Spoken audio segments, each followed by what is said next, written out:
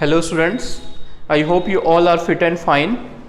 सो बच्चों, हम बात कर रहे थे applications of fundamental theorem of arithmetic. ठीक है, लास्ट हमने देखा था कि हमारे पास एक नंबर था 4 की पावर n, तो क्या कोई ऐसी वैल्यू है n की जिसके लिए वो नंबर एंड विद 0 हो जाए। ठीक है, तो हमने उसमें fundamental theorem of arithmetic use किया था। Now today we will discuss some more applications, और हमारी एप्लीकेशन है टू फाइंड HCF एंड LCM of two positive integer using this fundamental theorem of arithmetic। बच्चों, हम HCF और LCM पहले भी निकालते थे, आपने प्रीवियस क्लासेस में भी किया होगा, तो एक बार उसे ही रिकॉल करना है हमें। ठीक है, नया हमने इस चैप्टर में जो सीखा था वो यूक्लिड डिवीजन लेमा के थ्रू HCF निकालना सीखा था। ये जो आज हम मेथड करेंगे ये हमने प्रीवियस क्लासेस में किया है। ठीक है, तो देखिए HCF हम कैसे निकालते हैं। HCF is basically the product of the smallest power. ठीक है, आपके पास दो नंबर्स होंगे, आप उन दो नंबर्स के क्या करेंगे, you will find the prime factors. आप उन दो नंबर्स के प्राइम फैक्टर्स करेंगे, दो भी हो सकते हैं, तीन भी हो सकते हैं। ठीक है, तो आप क्या करेंगे, आप उनके प्राइम फैक्टर्स करेंगे, और प्राइम फैक्टर्स करने के बाद आप उनको एक्सपोनेंट की फॉर्म में लिखेंगे। कैसे लिखेंगे, जैसे हमारे पास 6 है बच्चों, तो 6 को आप लिखोगे 2 इंटू 3। ठीक है, और अगर मेरे पास 8 आ जाता है तो 8 को लिखेंगे आप 2 इंटू 2 इंटू 2, और यू कैन से 2 की पावर 3। तो आप उसे एक्सपोनेंट की फॉर्म में लिखेंगे। समझ आया? अब दोबारा से समझिए, HCF क्या है, product of the smallest power of each common factor. अगर मैं 6 और 8 की बात करता हूं तो यहां पर कॉमन फैक्टर मेरे पास क्या है बच्चों, ये 2 कॉमन फैक्टर है। ठीक है, मुझे क्या करना है, प्रोडक्ट करना है smallest power of each common prime factor. क्या कोई और भी है यहां पे कॉमन?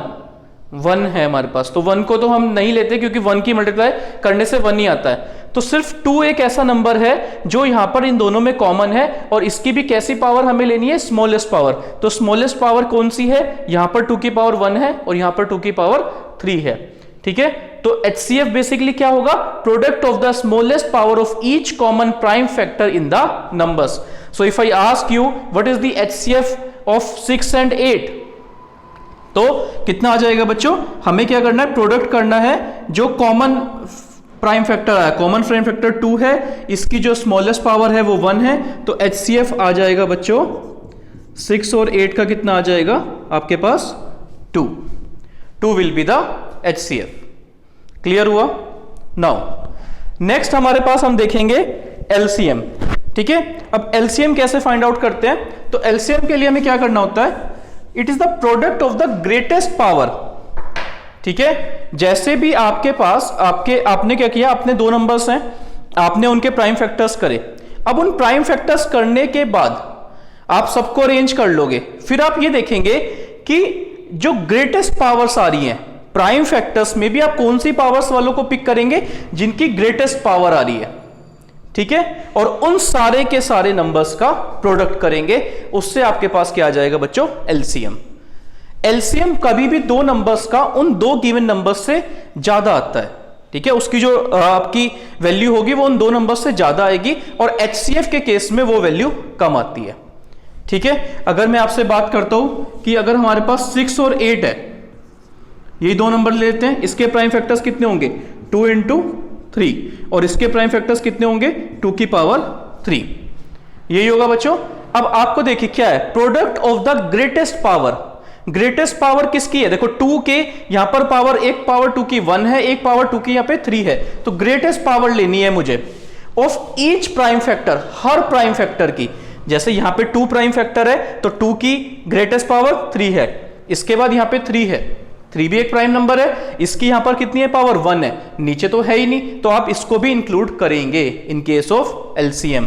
तो अगर मैं आपसे कहता हूं कि LCM ऑफ 6 और 8 कितना होगा बच्चों, 2 की पावर 3 इंटू 3, कितना हो जाएगा, 8 इंटू 3, नंबर आ जाएगा 24। तो हमारे पास LCM हमने देखा कि 24 आया, वो 6 और 8 से बड़ा नंबर है, और HCF क्या आया था इस केस में, 2 आया था, जो कि 6 और 8 से छोटा नंबर है। क्लियर हुआ यहां तक? नाउ नेक्स्ट है हमारे पास बच्चों एक स्टेटमेंट लिखा है। ठीक है, अगर आप ध्यान से देखेंगे क्या लिखा है इस स्टेटमेंट में, कि फॉर एनी 2 पॉजिटिव इंटीजर्स, अगर हमारे पास कोई भी 2 पॉजिटिव इंटीजर्स हैं, एक की वैल्यू a है और एक की वैल्यू b है, क्या है ये? बेसिकली ये पॉजिटिव इंटीजर्स हैं।